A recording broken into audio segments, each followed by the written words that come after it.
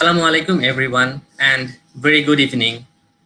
I am Taskin Jamal inviting you to the 6th episode of our webinar series, My Two Cents. Today's show is all about the story of a happy nerd. This webinar series is proudly presented by Higher Study Abroad. So who is the happy nerd today?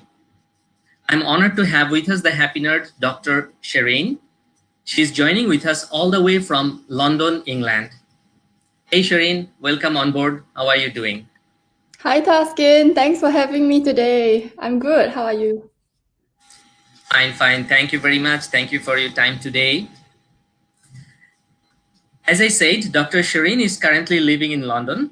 She moved there last year from Western Australia, and she's originally from Singapore. So I'm pretty sure we'll have lots of audiences today, joining not only from my place, Bangladesh, but also from UK, Singapore, and Australia. So hey audience, thank you very much for joining with us. Please feel free to let us know where you are from and tell us how do you like the show. Please ask your questions using the comment section. We'll be very happy to answer any of your queries. Before starting to hear inspiring stories from Shereen, let me introduce Higher Study Abroad very briefly. Higher Study Abroad was established in 2011. We are mainly Bangladeshi students and professionals staying abroad, all working together to help aspirants answer their queries about higher studies and to connect Bangladeshi expatriates via social networking. We have around 190,000 members in our group, and we are proudly serving the young generation. We are trying to bring young inspirers from around the world in our webinar show. In our last 5 shows, we have got terrific responses from audiences all over the world. I would love to give you some background regarding today's show. Being a youth in today's world, it is important to know how to balance the academic expectations and challenges being in a leadership role and also taking part in co-curricular activities at the same time. Success cannot be measured only by securing good CGPA or number of scholarly articles published. So we should not neglect the importance of taking up opportunities for growth, following our own research passion, adaptability and networking, science communication, and building awareness of issues that disempowers humans. Do you ever feel uncertain about what your future will be or how to manage exciting challenges? Do you ever look at someone who is exactly where you want to be in 5 to 10 years time and think, how did they get there? Do you face challenges that you wished more people knew was affecting you? Dr. Shereen will be discussing with us about all these issues today. She is currently working as a postdoctoral computational biologist in the field of maternal and newborn health at Imperial College London. She completed her PhD in biomedical science in 2019 at Murdoch University, Australia. During her PhD, she was also acted as the president of Murdoch University's Postgraduate Student Association and has lived in Denmark, Canada, and Scotland as part of collaborative lab exchanges with the University of Copenhagen, University of British Columbia, and the University of Edinburgh. She is passionate about her research, which has remained focused on predicting and preventing preterm birth to reduce morbidity and mortality, as well as improve health outcomes for those babies born too early. So I welcome Dr. Shereen in our show. Hi Shereen, how are you doing today? Good, thank you. Thanks for inviting me. Thank you very much for your time. How's the new normal situation going for you in England? Well, firstly, thank you for asking. I don't think in my wildest imaginations would I ever have thought that in my first year as postdoc, there would be a full-blown pandemic happening outside. However, considering the ongoing situation, I think I have been coping fairly well. So I'm really grateful that, I can stay safe and still continue to do my work from home, as well as keep in touch with my family and friends virtually. So far, I think it has felt somewhat like a roller coaster where you have ups and downs. And, sometimes I feel very productive and sometimes I feel like I don't want to do anything at all. But overall, I do feel like I've managed to maintain a good work-life balance in the sense that most days I have been fairly disciplined in separating my professional from personal life and trying to make sure that I stay on top of what I need to accomplish professionally, but also plan breaks and take time off to unwind. Nice. Yeah. You have recently moved from the land down under to the land of angels, I mean, UK. How was the transition and how are you coping up with the new weather pattern, new work environment, new style of collaborating with colleagues, and new types of people, I would say? And how are you coping up with all these new challenges? Yeah, well, I think for me, the hardest part of the transition was probably actually before I actually moved to London, because there was a lot of uncertainty. It was very stressful not knowing when I was going to move, when I could book my flights, where I was going to stay. And that was because all of it was very dependent on when I would get my work visa approved. And that was completely outside of my control. So it was probably a week between getting my work visa approved and moving to London. But I think once I moved to London, the transition hasn't been as difficult as I imagined it to be. And I think a large part of that was because of the support that I got from my family and friends and PhD supervisors, as well as the lab group that I'm working with now, who were very welcoming and they really helped me to settle into the group quite quickly. I'm also very fortunate to work with very supportive bosses. And so far, I have really enjoyed getting to collaborate with many brilliant people who have expertise and knowledge that I may not necessarily have had, but whom I can learn from. And I think that's really important. But at the same time, what's important was being able to contribute my skills and expertise to exciting projects here that I also find meaningful. I think that overall the transition from PhD to postdoc has felt like a huge weight has been lifted off my shoulders, because now being able to move forward with my life is no longer dependent on having to submit the thesis. And I now have time and space to grow my skills and expertise. And I've really tried to make good use of that and this newfound freedom by gaining knowledge in areas where I previously did not have the chance to be exposed to. So at Imperial, they offer a lot of free workshops, courses, and seminars to fellows and postdocs such as myself. And I've been attending many of them, ranging from making the most of your postdoc to science communication to entrepreneurship to policy engagement. And finally, on your question about the weather, I think everybody knows it's usually cold, wet, and gloomy in London. However, I really enjoy the cold personally. So the fact that even during summer, the highest temperatures would be in the mid-30s compared to 40s that we would experience back in Australia, I think that's really something that I enjoy. So overall, I think I've settled down quite well so far.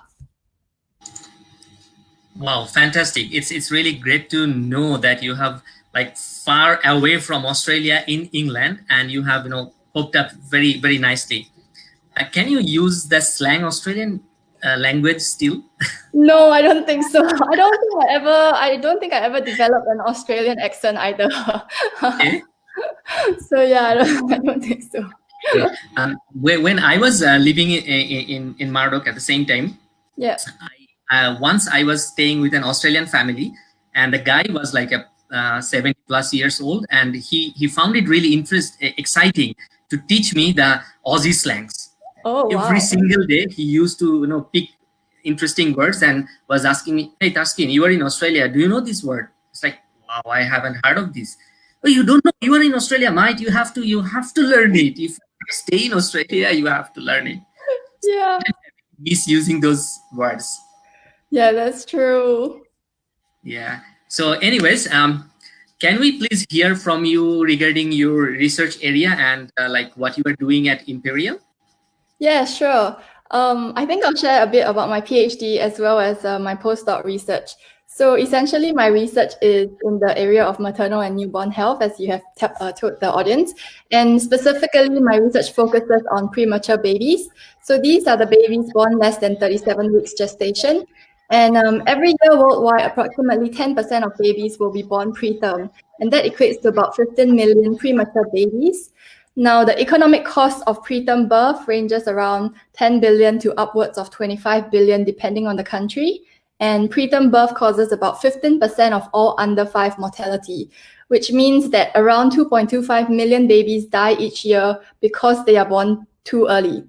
So for my PhD research, it was focused on a disease known as neonatal sepsis, which is a bacterial bloodstream infection that premature babies are at highest risk of acquiring.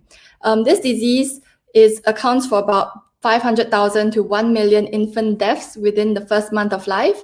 And even if the babies do survive, they often face long-term health outcomes, including hearing loss and brain developmental disabilities.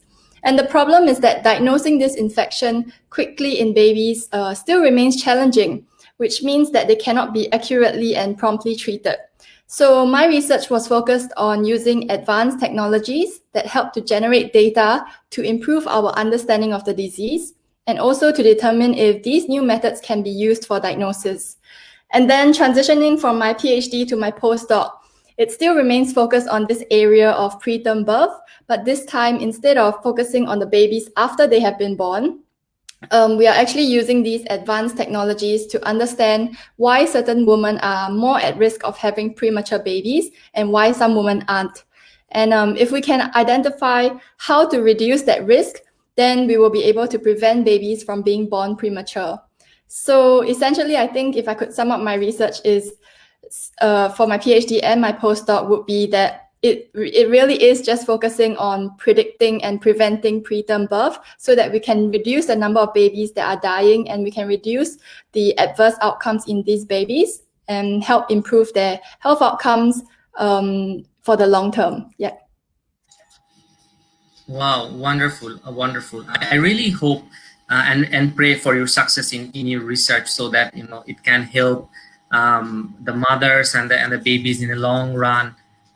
And in our developing countries, we actually go through these issues. Like, it's very common here in the developing world, in the third world countries. So I really hope you see some success and we can implement those things and develop this in very good way. Yeah, we hope so too. Yeah. So how did you develop this passion for you, maybe biomedical science? Like, let's talk about your PhD. From where you started to feel the passion for conducting research in this area, because you are working with babies and mothers as well, and how to work on this skill. Yeah, sure. Well, my interest in biology probably started in high school, where I had a really good biology teacher who inspired me. And then from there, I decided to pursue a double major in biomedical science and molecular biology for my undergrad. So it was during my undergrad that I realized of all the units I was taking, I really loved microbiology and immunology the most. So after graduation, I decided to follow my interest and found an honors project that allowed me to pursue both microbiology and immunology by working on understanding the immune system during bacterial infections in babies. So most of my project was actually involving work on adult samples and maybe a few from babies. But it was from there that I realized that of all the research I could do, I actually cared the most about research that helped babies and children. And that's probably the reason why I said yes when I was offered a PhD to work exclusively on improving the diagnosis of bacterial infections in babies.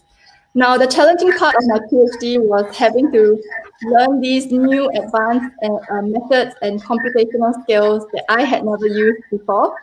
So it was a very steep learning curve, but it was through this journey that of being exposed to bioinformatics that I realized that sitting in front of the computer and analyzing and visualizing lots of data was really what I enjoyed compared to being in the lab doing lab work and running experiments.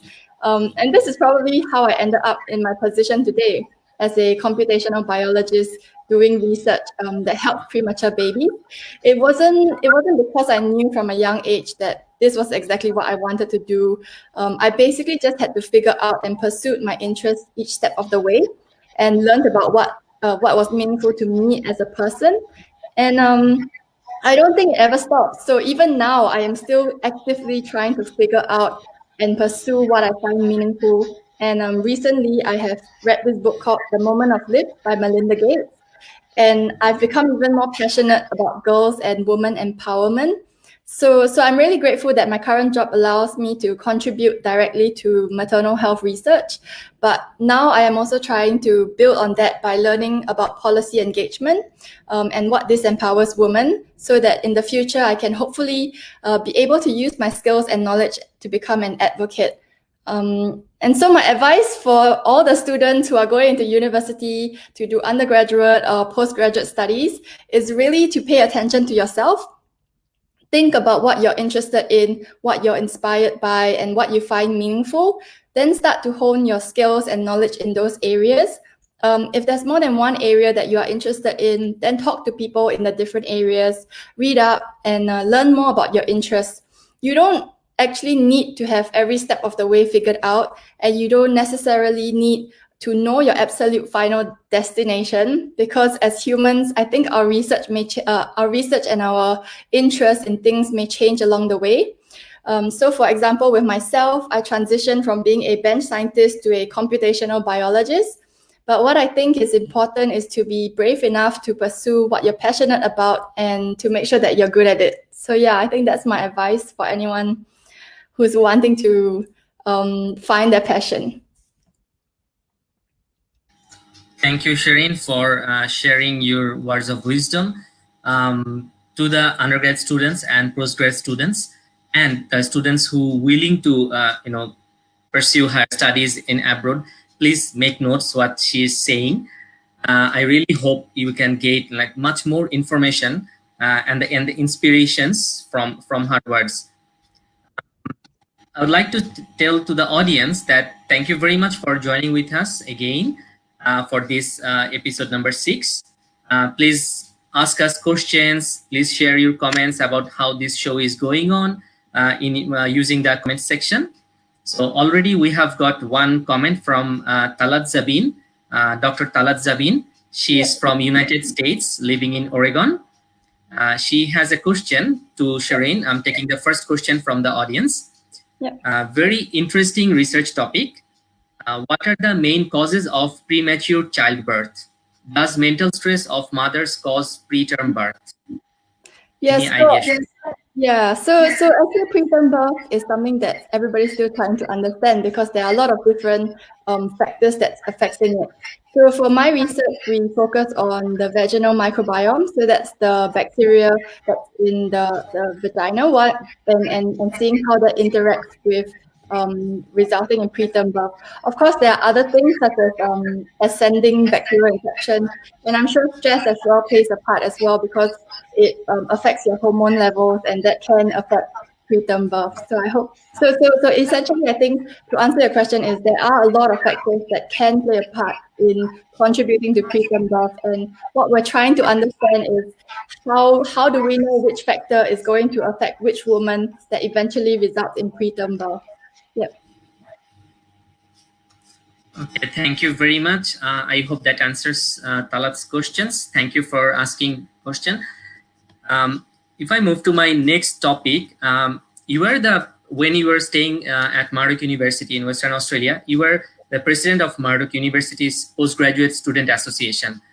And even that was during your final year of PhD. How could you manage all these things, like the pressure of the final year and also pressure of the Postgrad Students Association? Yep. So I actually had a lot of fun being a part of the Postgraduate Student Association. I started off as the public relations officer, and then the vice president, and eventually the president during the final year of my PhD. So I think that extracurricular activities, and specifically taking up leadership positions as a student, can be very valuable, but there are a few things to consider before you do so. So firstly, for me, knowing what my priorities were before taking up the positions and knowing the time commitment involved was really important in order to help me balance between my PhD and my role in the committee. And secondly, and especially when you take up a leadership role, it's essential to surround yourself with a good team. So I was really lucky to work with very amazing postgrads who came from a range of different backgrounds and who were at different stages of their own master's and PhD programs. So from the start, what we did was we built this culture where everybody's education and research would be the priority, and then we would all step in where we could to help each other out. And what that meant was that even when I was president during my final and most crucial year of PhD, I knew and I trusted that I could always count on my team to have my back, even if I could not be present for certain events or meetings. And I'm actually super proud of the team because, as you know, they managed to pull off so many events, ranging from movie nights to coffee mornings and even organizing seminars for the postgrad students as well. Yeah, I definitely remember those events. Yeah, till my third year, I think, like my second year, basically, I was not much active with this postgrad association. But when I found that very smiling faces, very active persons are continuously meeting, they're sharing their ideas and thoughts in the coffee morning, and sometimes going out together, I really felt like, okay, I should take some time out of my studies and definitely join. If I remember correctly, I think it was Friday afternoon, like 12 o'clock or 1 o'clock. Yeah, We used to go for the coffee morning. Yeah, sometimes earlier than that. Yeah. So that was really wonderful session. I really made some good friends over there through this networking. Yeah, I'm still in touch with them. Yeah, that was really great part, like doing this association and engaging students from different countries around the world. And maybe I didn't tell you anytime, so I'd like to take this opportunity in this show to convey my gratitude. So like bringing this issue in front of us, it was so inspiring. Yeah, it's a team effort. All of us tried to do our best to organize all these social events so that everyone would feel welcome and not alone. Yeah, exactly. So but when you were a kid, from our personal chit chats, maybe I know something from you. So when you were a kid, were you like this much passionate about doing something interesting, something exciting? Like, how was your childhood, and how did you moved forward from your different childhood background to today's Shereen? Okay. Well, no. If I compare myself to how I was growing up to now, I definitely would never have imagined that I would become the person that I am today. So I think, as you said earlier, I was born and I lived in Singapore for 17 years of my life. I wasn't the type of person who would voluntarily take up leadership positions. I wasn't outspoken. I never asked questions or even thought to challenge the status quo. And as a kid, I was even scared of sleeping alone in my own room. And I think the Asian educational system, and I don't know if you agree with this as well, is that a lot of the time we are taught that this is how the world works. And our job was to get good grades, go to good schools, excel at everything we do, try not to fail, to listen, whether it's our parents or teachers or anyone else, instead of asking more questions and speaking up if we don't agree. And I think because of that, I always had this fear of doing the wrong thing or saying the wrong thing or failing. That doesn't mean that I never failed, but instead of embracing failure as an opportunity to grow, I saw it as a stigma, and I grew up to be quite risk adverse. So when I moved to Australia at the age of 18, I did experience a big culture shock, mostly because suddenly I was surrounded by people who were very outspoken and daring, and they were not afraid to ask a lot of questions that sometimes even challenged the teachers or status quo. And on the contrary, when it came to speaking up, I was really shy and reserved and hesitant to ask questions and risk adverse to try new things. Even in my first year of university, I actually almost failed a unit where I was the only Asian in class and felt really self-conscious about expressing what I thought or participating. And so I found it really hard to cope. And I think one of the challenges, of course, is when you are brought up in an Asian society, then move overseas to a Western society. Sometimes the cultural norms and ways of communication don't overlap each other directly.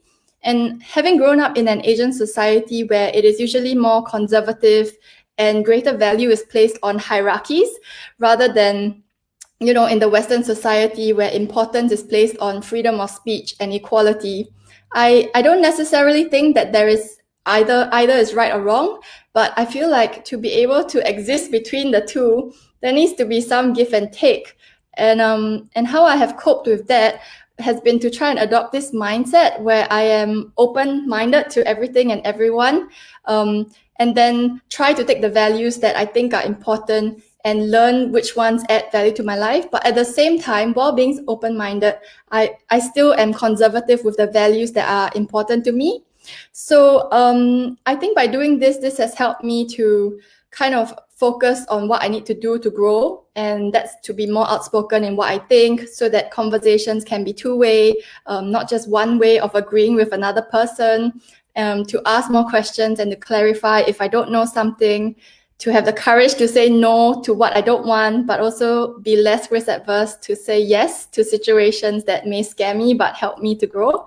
So yeah, I think that's what my experiences have been. Wow, fantastic.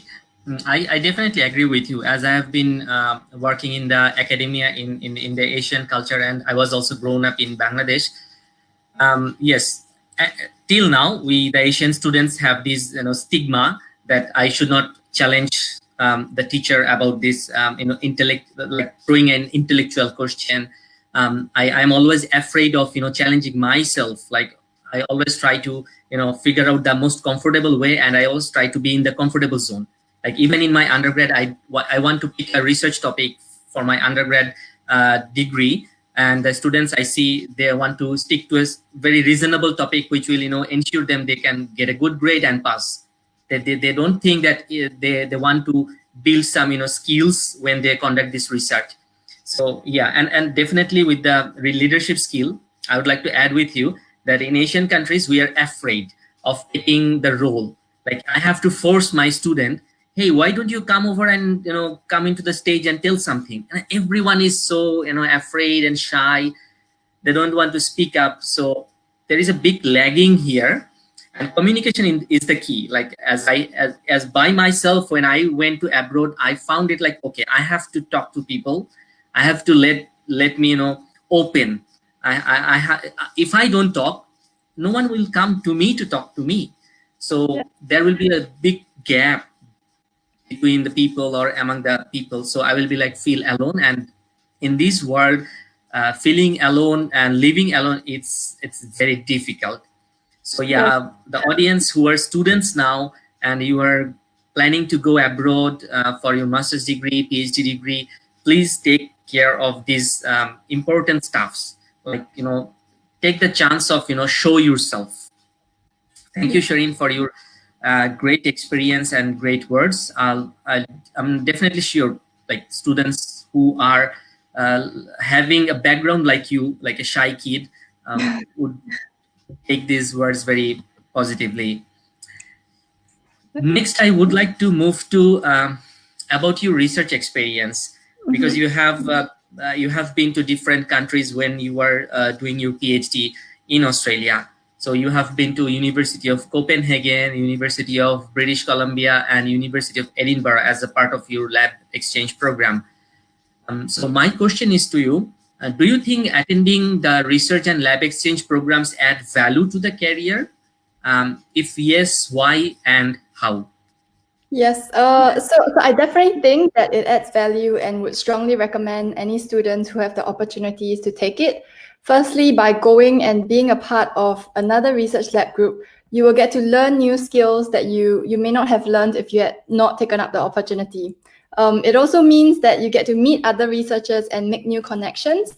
And I think this is very important in terms of networking, because the lab group you visit will likely be your collaborators who will have overlapping research areas to yourself.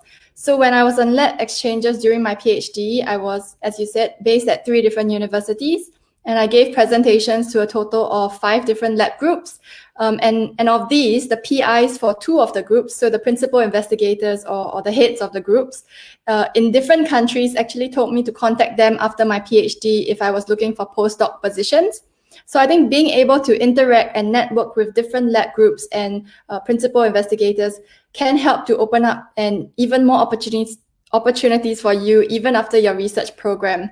And secondly, it also helps to make you more adaptable. So by meeting new people, living in different cities and learning new cultures, it means that you become more exposed and you start to develop skills required to respond more quickly to different people and changing environments. And that's a trait that I believe will also make you more employable in the future when you start looking for jobs. So how I actually ended up doing all these exchanges was actually somewhat by luck. What happened was my supervisors had collaborators visiting from overseas, and as a PhD student, you usually have to give a presentation on your PhD project. And I can remember this quite clearly still. In the last slide of my presentation that I shared about how it would be interesting to explore the use of 3 different technologies rather than 2, but that because we could only collect a limited volume of blood from babies, we wouldn't be able to do it. And the visiting professor asked me, if you had the chance to explore the use of these technologies in animals, would you be interested? And of course, I said yes and explained why it would be interesting. I didn't really think much of it after my presentation, but then one day my primary supervisor told me about a travel grant and actually encouraged me to apply for it. As he said, the collaborators were supportive of me doing lab exchanges with their groups. At that time, I had never written a travel grant or a grant before, but I just said yes. And with guidance from my supervisors, we actually managed to secure the travel funds.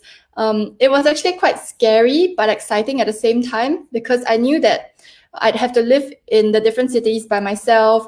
And I also had self-doubt about whether I was good enough to do the research. But I remember one thing my supervisor told me that made me feel really empowered to just take it all on.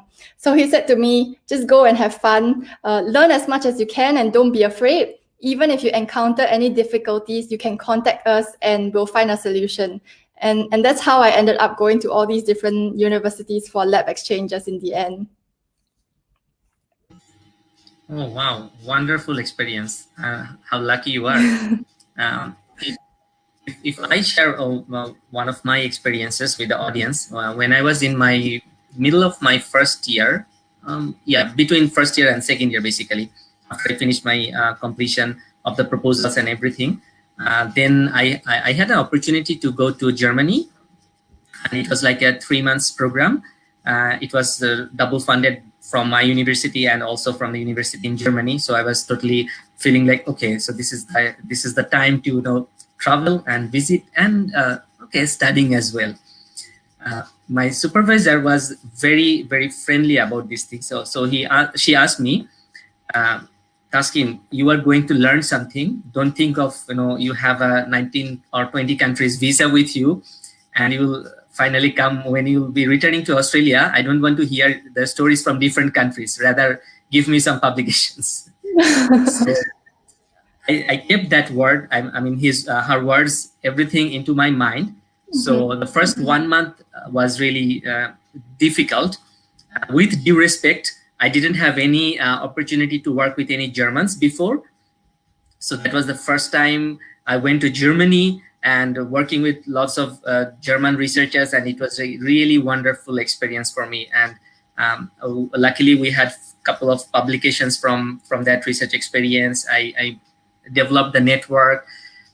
Through that network, I again went to Germany, like after 2 years. So basically twice in the same lab.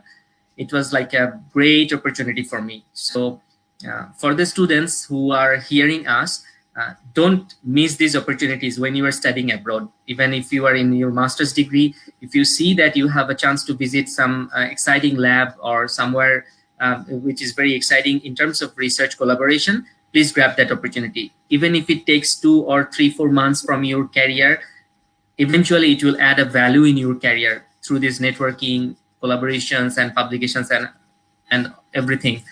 And on top of that, when you I like to take things in a different manner. Like when I go for a research study or anything, I also try to do these things like, okay, I'm meeting with new people coming from different countries, different world, different language, different food habits, different culture and norms. So these things actually broaden our mind. We can totally come out of our narrow mentalities and totally narrow world. So these things really help. Thank you, Shereen, for your experience. And I'm taking this opportunity as well to share some of my experiences. Yeah, and I completely agree with what you said. So yeah, thank you. So we move to our next topic regarding the relationship, professional relationship with the supervisor.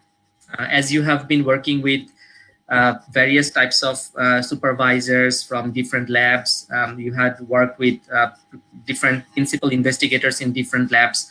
So let's say if I want to ask you something challenging, like if you have a misunderstanding with your supervisor about some research issues, not any personal or not any non-official issues, regarding some research outcome maybe or research methodology, and you think you are right, maybe you are convinced with your methodology and your outcome, but the supervisor is not agreeing with you, then how would you manage, or how would you, cope up with this situation? And if anything happened similar thing in your life, can you please share? yeah.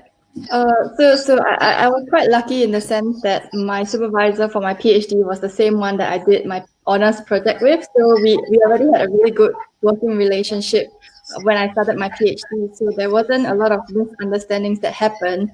But I know that it's very common for postgrads to actually be in that sort of situation where there is a misunderstanding or some tension with their supervisors.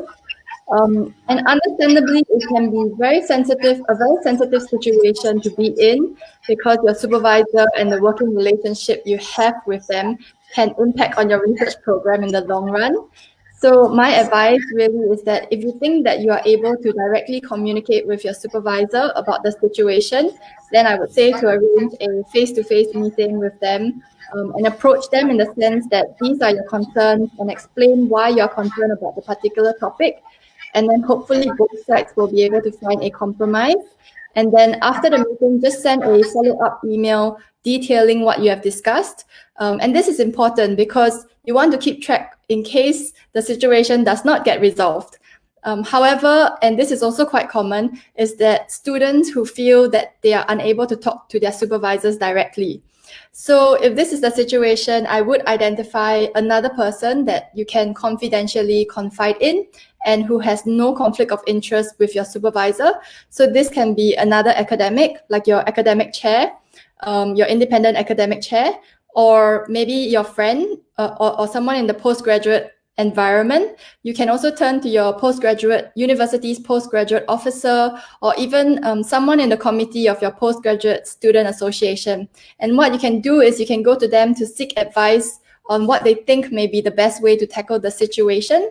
But also, if need be, these people may be able to help provide some mediation between you and your supervisor.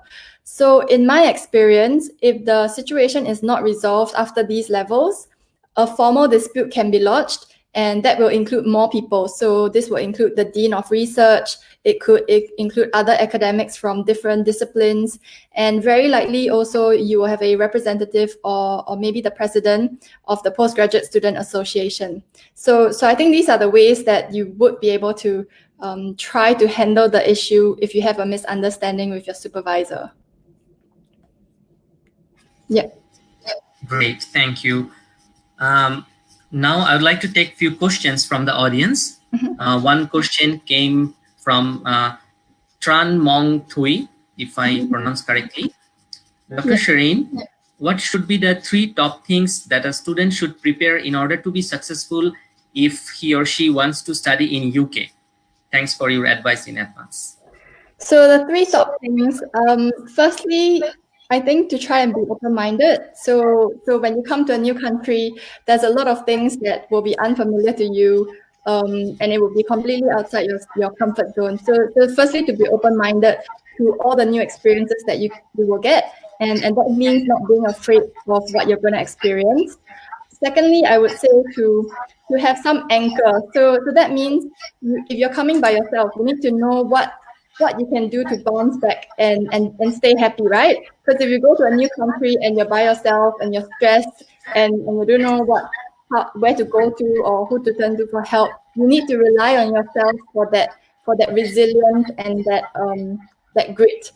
And then thirdly, I would say to try to keep yourself surrounded by all the people that help to lift you up. So these are your family or your friends, because when you go to a new country, you need to have that support.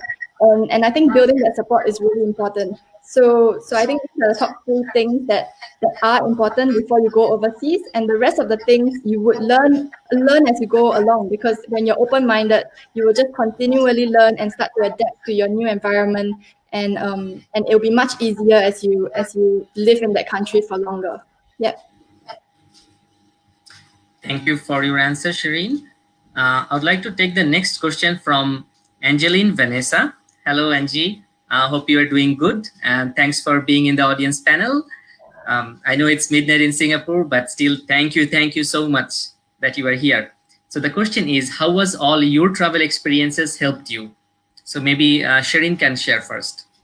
So how all my travel experiences have helped me. I think how it has helped me is that it has made me much more adaptable.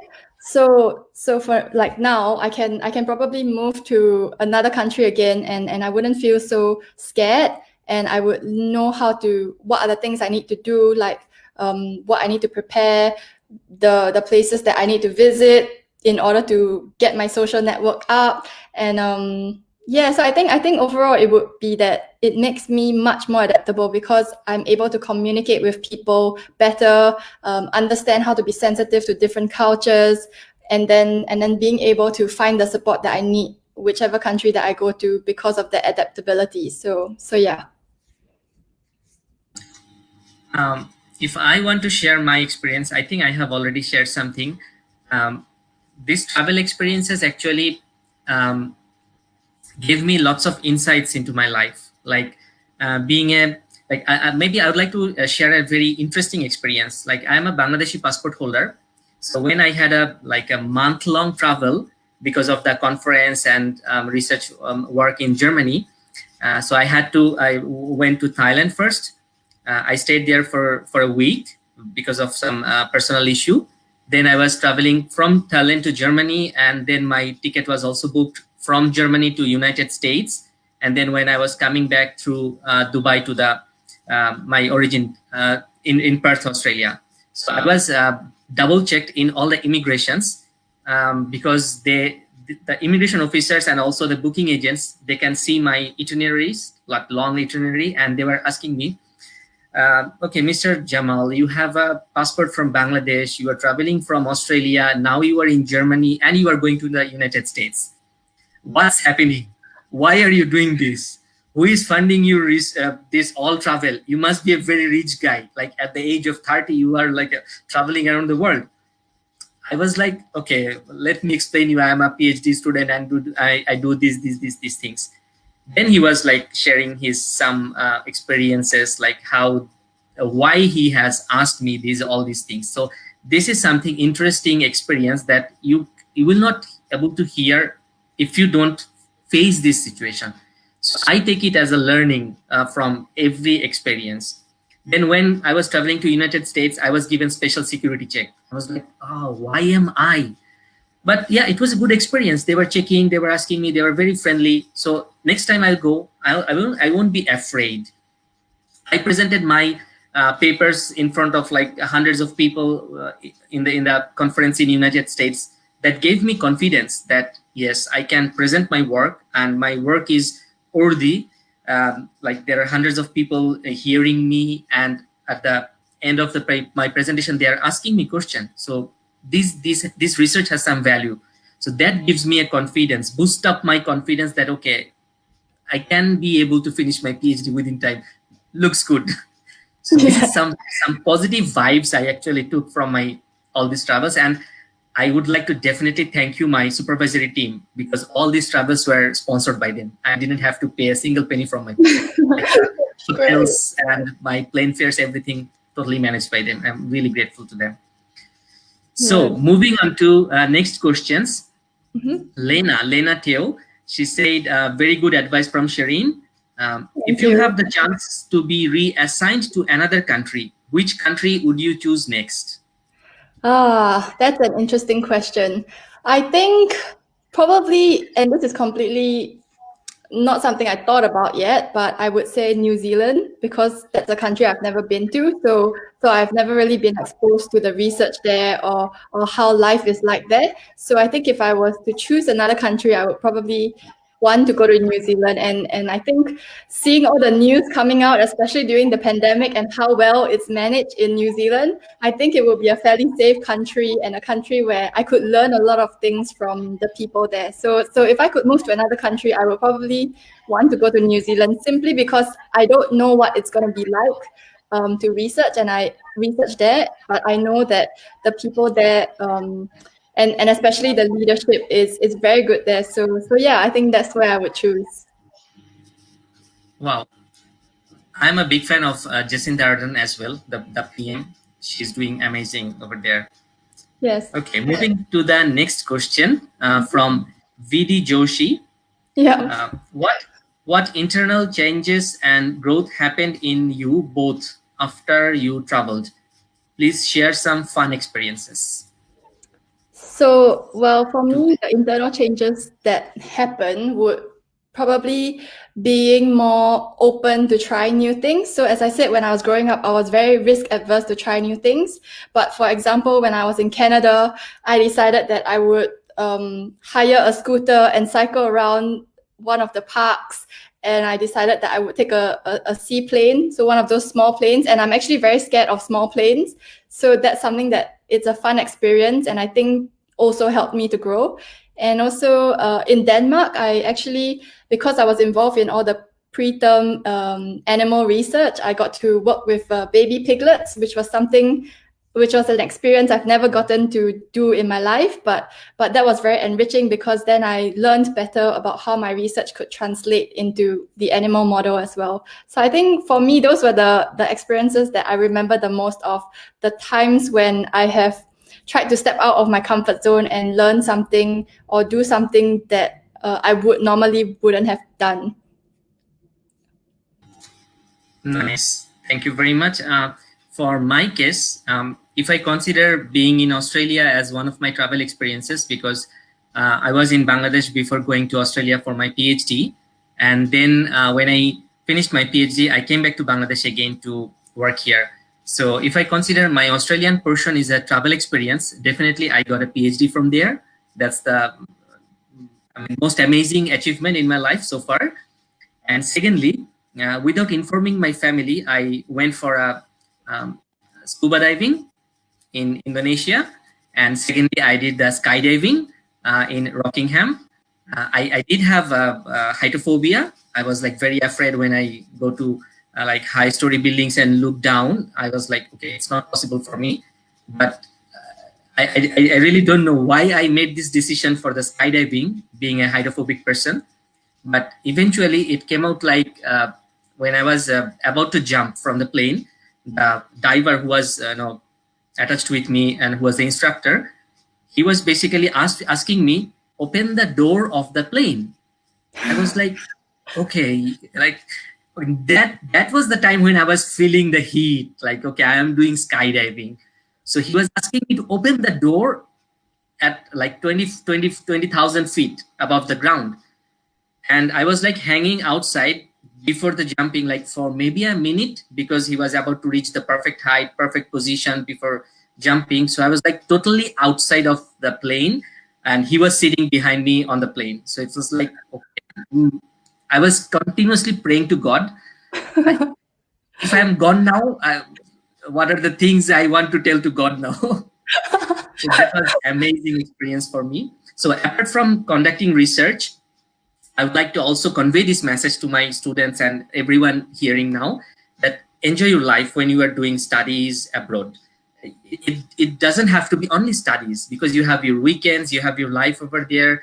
Try to enjoy it. Try to feel the like find the motivation to conduct your next step of the research.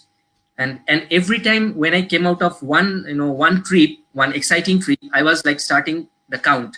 Okay, when is my next trip? 6 months, 8 months, like back counting. So every back counting gave me inspiration to produce another journal or maybe another conference paper. That, okay, within next 8 months, I'm going to Indonesia or maybe Malaysia. So before going to Indonesia and Malaysia, I have to convince my supervisor to give me a 1-week vacation.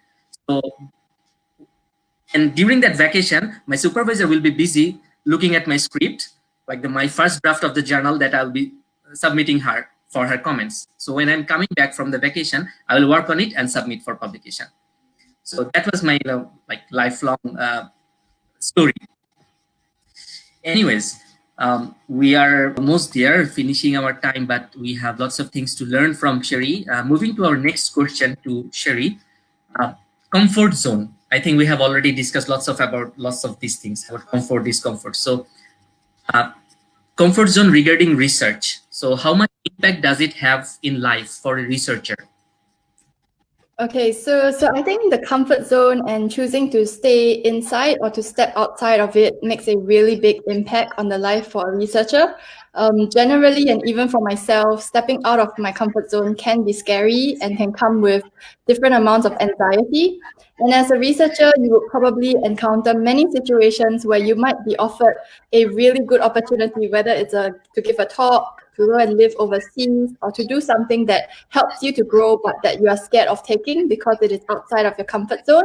And I know what that feels like because that's how I was, right? And also, many researchers also face and feel the imposter syndrome, which is doubting whether they are good enough to take up the opportunity in the first place. And again, I know how that feels like because sometimes I feel that way as well.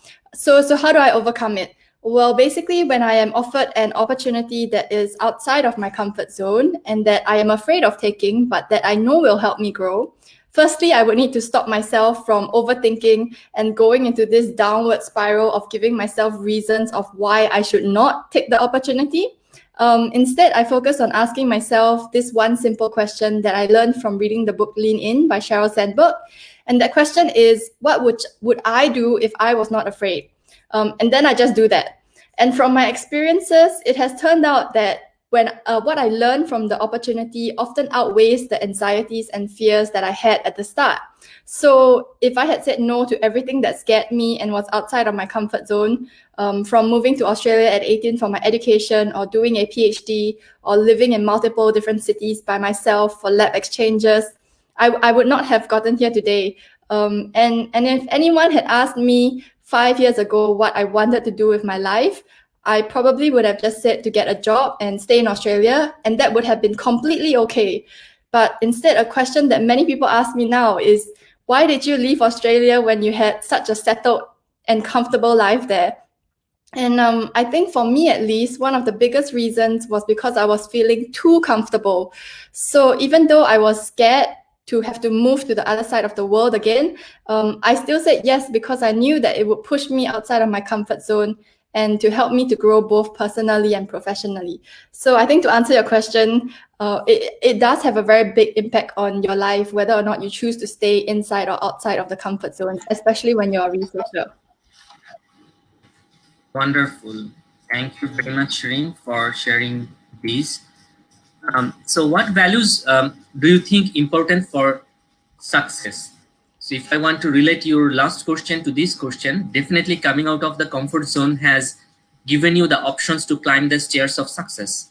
So if you want to relate all these things together, if I may I ask you, like, what values do you think are important for success, and what does success mean to you?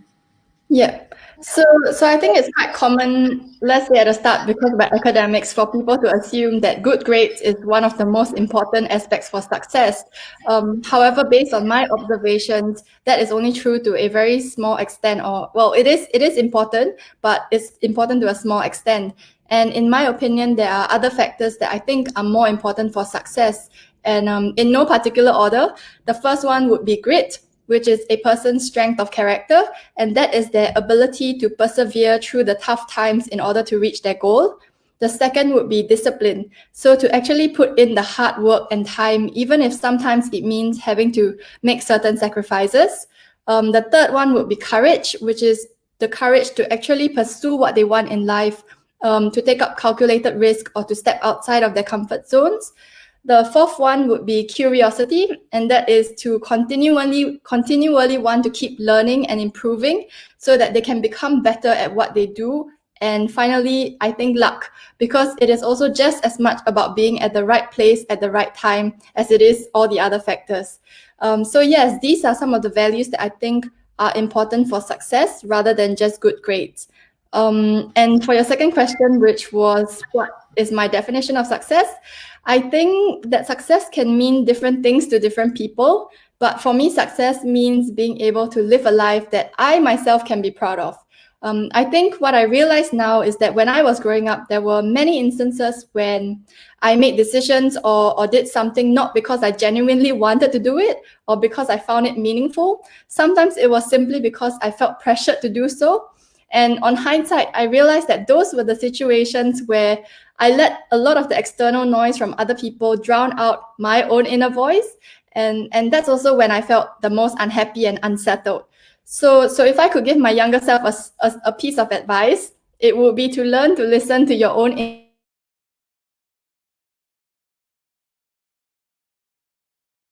You only have one life, right? And your time is limited.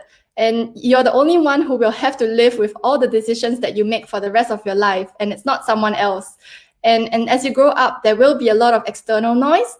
But at the end of the day, no one knows you better than you know yourself. So I think as long as what you want to do does not harm another person, then being able to be brave enough to stand your ground and pursue what makes you happy, it's really important. And I think that's what success is, where you can live a life that you yourself have defined and are proud of. Yep. Wonderful, Shereen. I might take a question from the audience. Rian Abrar. He was asking, what habit do you think having as a teenager ensures success? Share some tips. I think you have touched his question and I think answered everything, right? You want what habit as a teenager?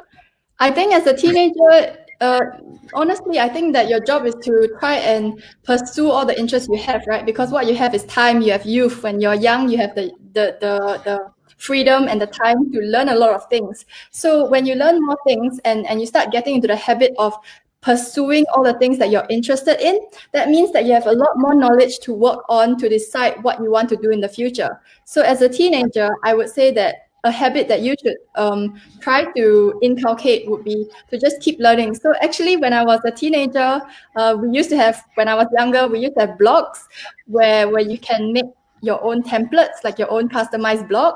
And because of that, I started learning HTML when I was 13 years old by myself. And that was just solely because I wanted to learn how to make my own customized designs. So that's why I learned coding. I learned coding when I was 13. And now I'm a computational biologist and I do coding a lot. So I would say that the value that or the habit that you should inculcate is just learn as much as you can, and then start to hone those skills. Yeah. Awesome. My next question I'm taking from Muslima Akhtar. Is it possible to get full fund in UK? And do the GRE score provide any value to get the fund? So I'm not sure what GRE Maybe scholarship. Most probably she's asking scholarship. Yeah. Okay. So in terms of scholarships, there are many scholarships, and I'm sure even your home country would have international scholarships where they can send students abroad. Maybe Taskin, you might be able to advise better on that.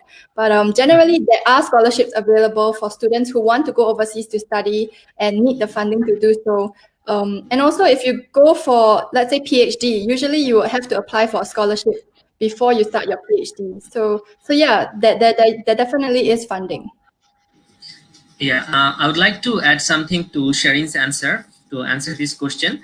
Definitely, the universities in UK, be it for master's degree or PhD degree, they have lots of scholarships available for the students from Bangladesh. If I consider, maybe I'm just guessing you're from Bangladesh, so there are lots of scholarships available.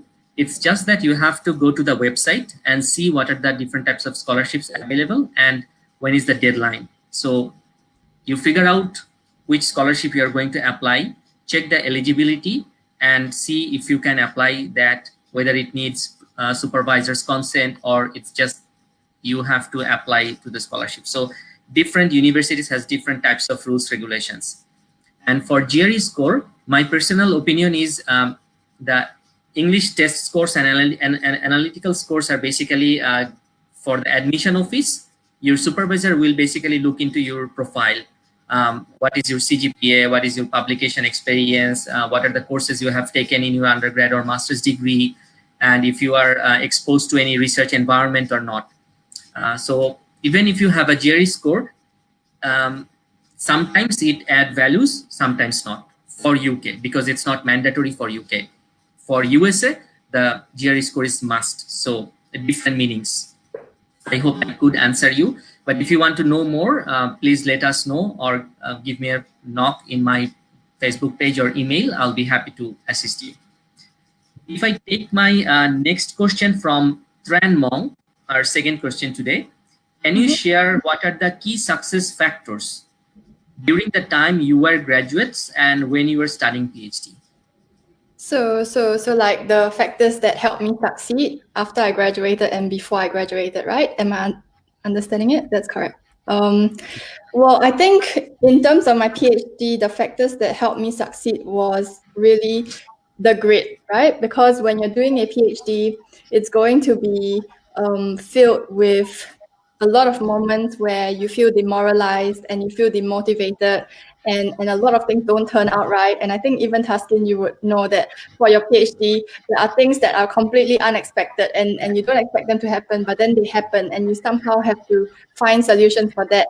And that's all under the time pressure. So for me, one of the factors, or rather two factors that I think were very important to complete my PhD on time was grit, which is the ability to keep persevering on, even though I was sometimes very demoralized and sometimes wanted to give up, but I still kept going because my bigger goal was to complete this, right? Complete this PhD. And the second thing was also discipline.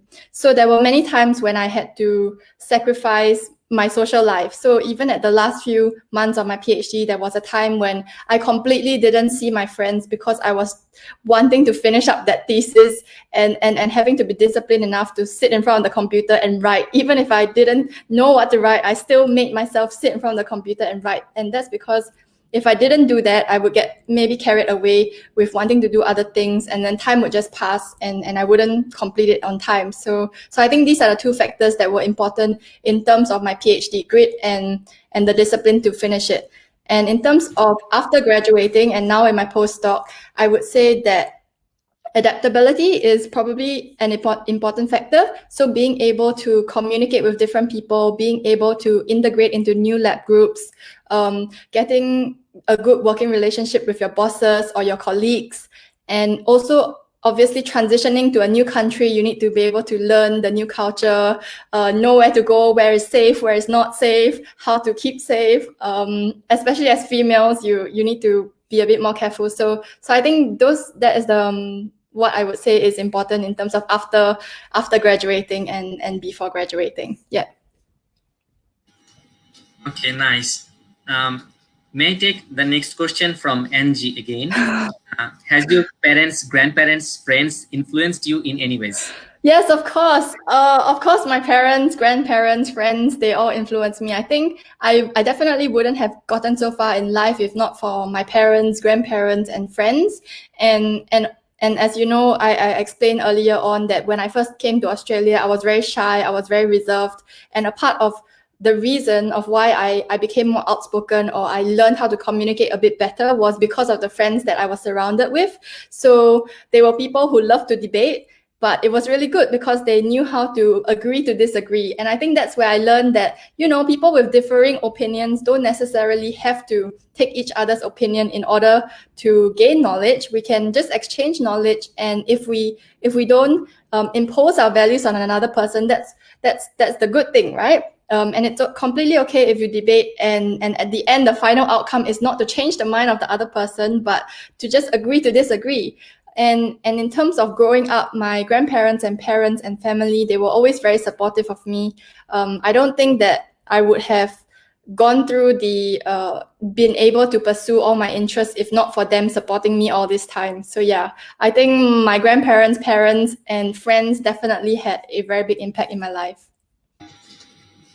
Wow. 3 cheers to your big family and friends. Yeah.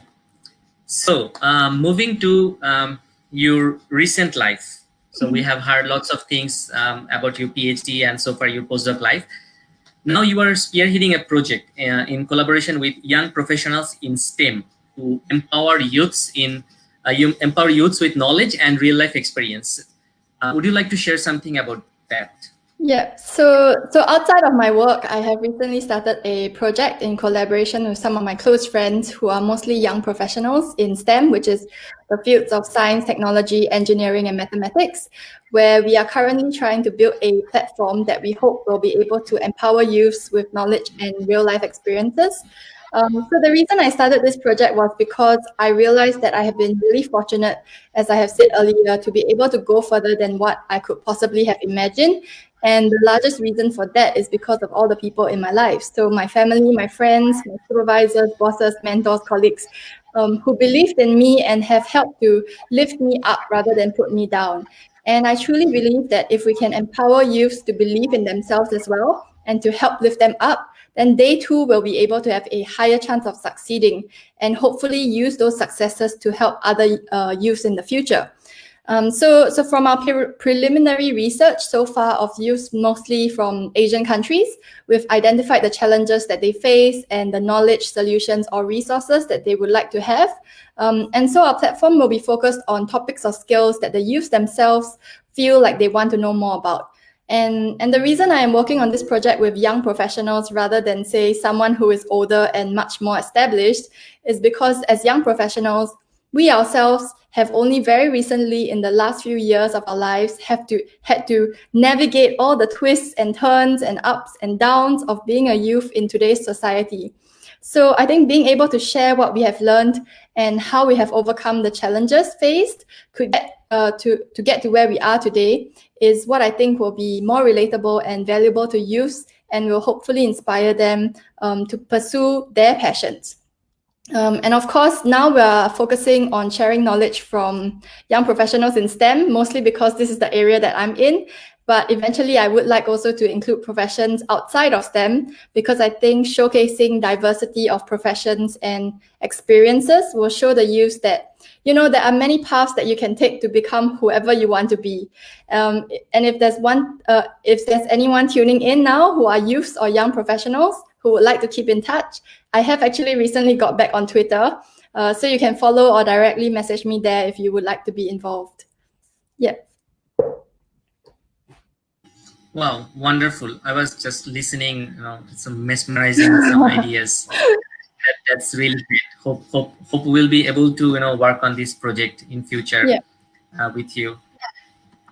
Okay, my next issue would be to discuss with you is how can PhD candidates keep themselves motivated at a high level during the PhD journey and complete their PhD on time.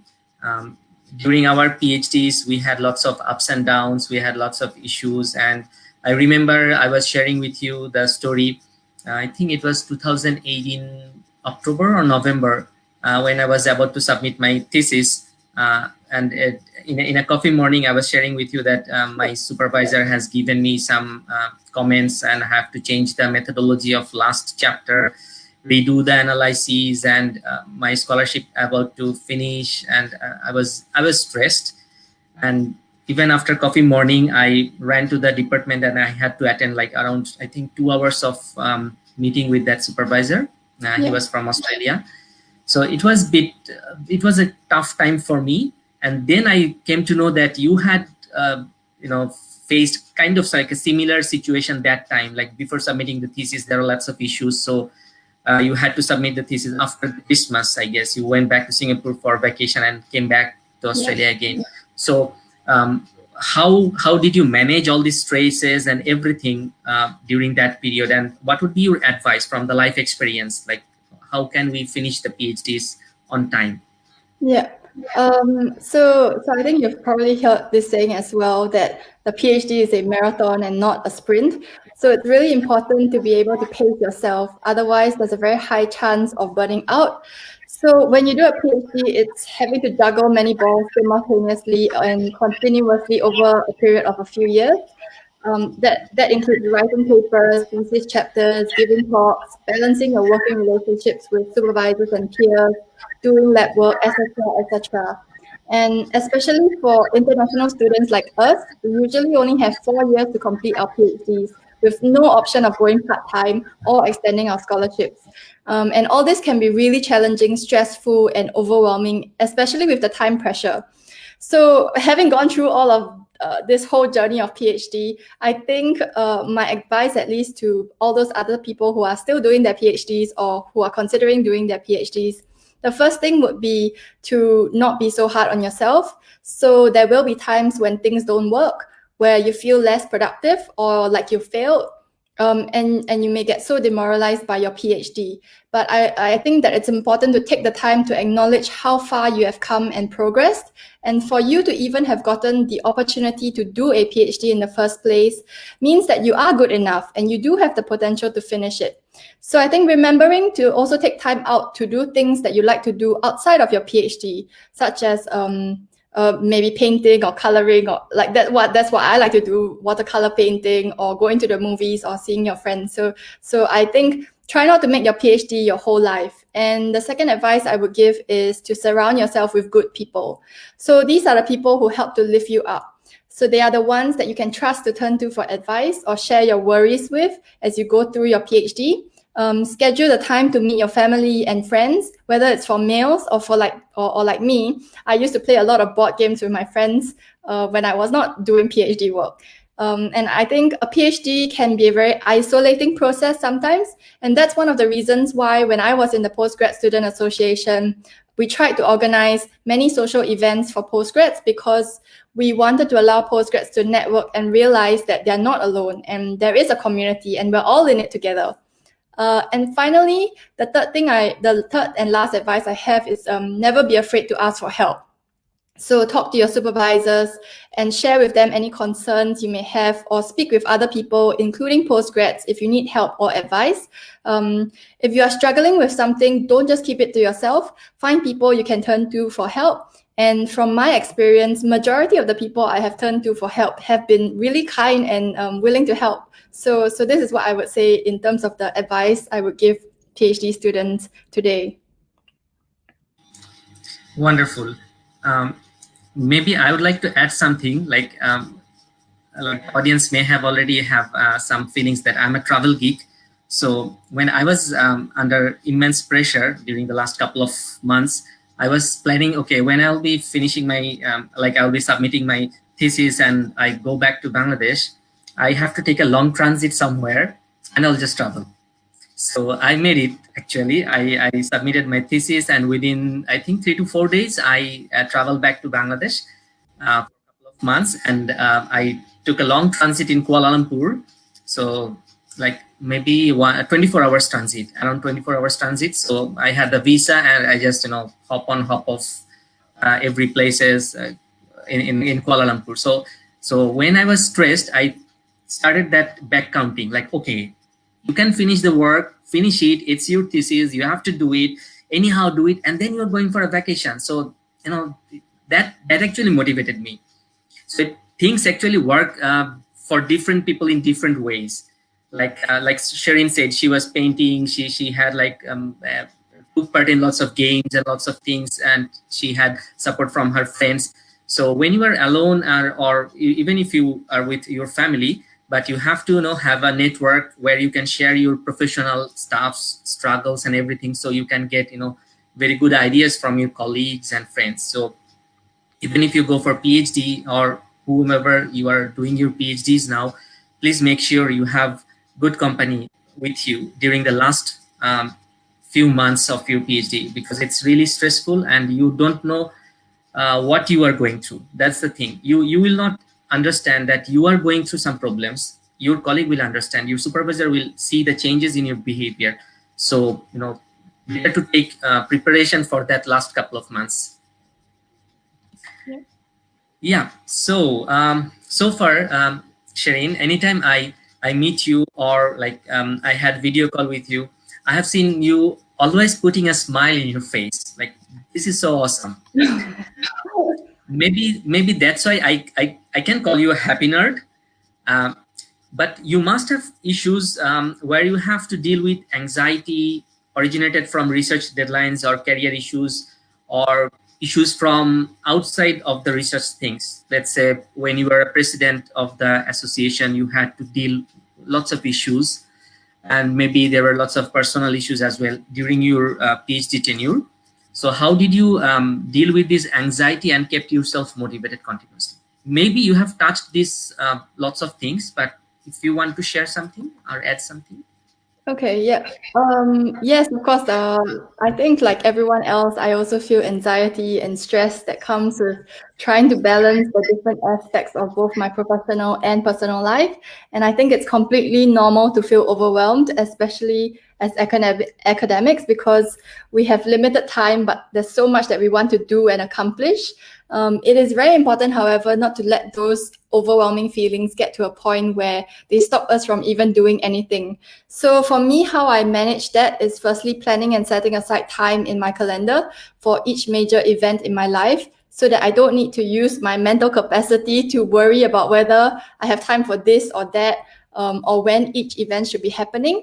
And I think secondly, what I do is I chunk down my smaller tasks. So like finishing up a certain analysis or preparing for a presentation, I make a list and order the task based on their importance and how soon it needs to be completed. And how that helps is that instead of using my energy on stressing about the million and one things that I have to complete or need to do, I can now focus on each task and then completing them individually. So the third thing that's important is to adopt a flexible mindset, and there needs to be room for error, meaning that a task may take longer than you expected it to, or maybe someone might reschedule a meeting with you, and then just being able to update your list or calendar accordingly. So I'm really lucky because most of these tools were taught to me by my mom. So that has really helped me to have a better work-life balance overall. And I also think that I'm usually smiling because I am generally a pretty happy person, but contrary to what other people may think, I don't believe that being happy means having to be positive all the time and not feeling the emotions that contradict happiness, like being anxious or sad or frustrated or scared or maybe even overwhelmed. What is important to me and what keeps me motivated in my life is by embracing all of these things that make me human, to own both my failures and my successes, and to focus my energy on building tools that help me to bounce back each time I face setbacks, rather than avoiding the anxiety and stress altogether. I think especially as academics, we face rejections often, whether it's submitting a paper or getting a job, etc. So I think being able to understand what is making us feel stressed or anxious and learning how to get back up each time is important for both mental as well as physical health. And I think what helps is firstly, like I said, not being so hard on yourself, even if you don't succeed the way that you envision, to realize how far you've come, and also to make time to do the things that make you happy. So like I said earlier, for me, I like to watercolor paint and I like to read. And I usually turn to these activities if I need to take a step back and clear my mind. And maybe like you like to travel. So I think for each person, we should find what makes us happy so that we can always go to that happy place when things are too much or we need to take a step back. And of course, at least for me, I generally love my life. So I try to love both the good and the bad parts, and just try to make the best use of it by spending as much time as I can with people that I love, or doing the things that I love. So I think that's my advice for how to stay motivated through your PhD, and why I'm generally a pretty happy person. Wonderful, Shereen. Wonderful. So Angie commented, "Get pipped." So let me introduce Angie to the audience. She's the president and chief consultant of the consultancy firm PepWorldAsia.com. So if you'd like to know more about that professional organization who supports the professionals for different types of trainings around the world, it's a very famous company. That's PepWorldAsia.com. And Angie has been, our very good friend, and she has already authored many books. So we are really, very proud of Angie. So moving to next question from the audience. It's a very interesting question from Fairoz Hassan. I am a master's student, computer science. My research is focused on computer simulations and modeling of systems biology. To pursue PhD in systems biology in UK with computer science background, how should I proceed to enhance my profile? So I gather this person is going to pursue a PhD in systems biology, which means that they probably need to start contacting supervisors or potential supervisors to take them on board to do a PhD. I would say that if you already have skills in most of the programming languages and ways to analyze the data, you would be highly competitive to get a placing. And now what you should be doing is looking out for supervisors who would be willing to take you on board, and also finding where you're going to get your scholarships. So which funding bodies are willing to fund your PhD in the UK. So that's what my advice would be for the question. Okay, thank you, Sheree. So I think that was the last question from the audience. So audience, we are here maybe for a few minutes still. So if you have any questions, any queries to Shereen about UK, about her life, about the motivations you're looking for, you may feel free to ask us. So my last question before we wrap up the session to last question to Sheree, what do you do for your how do you spend your leisure? When you are free, you don't want to do any research or any studies, anything, and because of the COVID, you are not always going outside of your home. You are continuously stuck at your home. So how are you spending your leisure time and keeping yourself motivated as well? Yeah, well, when it's during my leisure time, I basically just do whatever I feel like doing at that point in time. Recently, I've been binge watching a lot of Big Bang Theory on the TV because I have to stay inside a lot. Sometimes I may feel like eating something, and I start deciding that I'm gonna try to cook this new dish. So I think it really depends. So with my leisure time, I do a lot of different things. Sometimes I feel like, oh, I want to learn this new programming language, and then I try to watch some tutorials or practice things that I haven't done before. So yeah, I think with my leisure time is very random. It really depends on at that moment what I feel like doing, and I just do it. I try not to think so much because it's your leisure time, right? You try not to use up that mental brain capacity. So yeah, I think that's what I usually do. Yeah, exactly. As you are talking about cooking, I was just thinking of, I will share you with a traditional Bangladeshi biryani recipe. Maybe you can try cooking the I've been biryani. eating biryani for the longest time ever, and I was thinking, how do I cook it? So that would be amazing. Okay, great. Yeah, okay. I'll be sharing with you in next couple of days the very great taste biryani. Thank you so much. So, audience, thank you very much. We are almost there to finish today's session. So, thank you very much for patiently hearing us, and thanks for your questions and inspiring comments as well. And thank you very much, Shereen, for sharing with us your valuable stories, experiences, and words of wisdom. Hope to hear from you again with another topic, but would love to hear that in a face-to-face program in Dhaka. So before wrapping it up, I would like to welcome you in beautiful Bangladesh, and hope I will be able to host you when COVID vanishes away. Really thanks, Shereen, for spending some of your precious time with us today. Yes, thank you so much for inviting me to share my experiences, and I would love to go to visit you. So and be hosted. So yeah, whenever this whole pandemic situation is over, we'll definitely have to plan a trip. Great, great. Thank you very much, and thank you, audience. So it's almost midnight here in Dhaka. So good night, everyone, and have a great weekend. And let's pray for the world. We are still in great danger. So everyone, please stay safe and stay well. Bye, everyone. Bye, everyone.